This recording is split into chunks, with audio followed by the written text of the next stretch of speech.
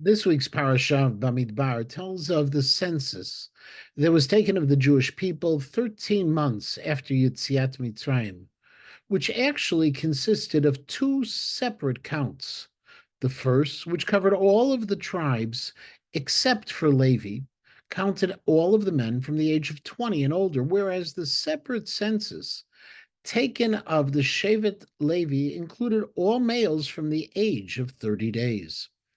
The Medrash Tanchuma is quoted by Rashi in Perek Gimel, Pasuk Tet Zayin, notes that the census of Levi posed a problem because it included even infants. Moshe turned to HaKadosh Baruch Hu and asked how we should go about counting all of the infants within Shevet Levi. How can I enter all of their homes and tents to know the number of their nursing children?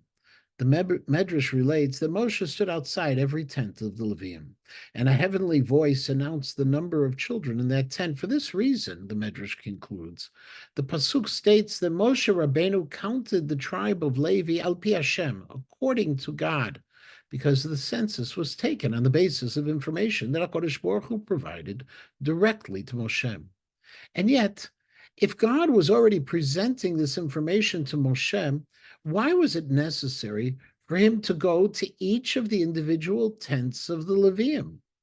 Why did Moshe and all of the other leaders have to make any effort at all in conducting these censuses? If God was prepared to disclose the information about the Levium, why didn't he simply inform Moshe about all of the numbers of Jews?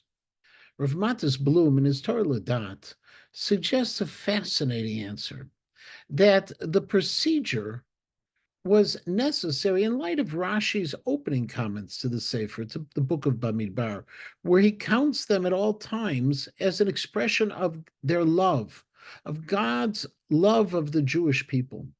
The census which was taken of Bnei Israel was just as we count things that are beloved to us and don't just look at a record, but we count them. It was a necessary public form of display of HaKadosh Baruch Hu's love.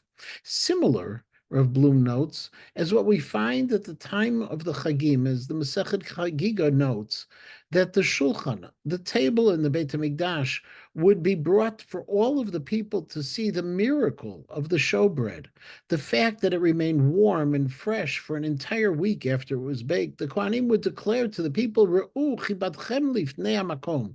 See how beloved you are before HaKadosh Baruch Hu. It was important for people to see firsthand that HaKadosh Baruch Hu loved and cherished them, and therefore, whether it was the count of each of the other 11 tribes or the divine intervention that still required Moshe Rabbeinu to visit the tents of the tribes of Levi, that effort, that demonstration of effort, was the way we saw how beloved we are to HaKadosh Baruch Hu.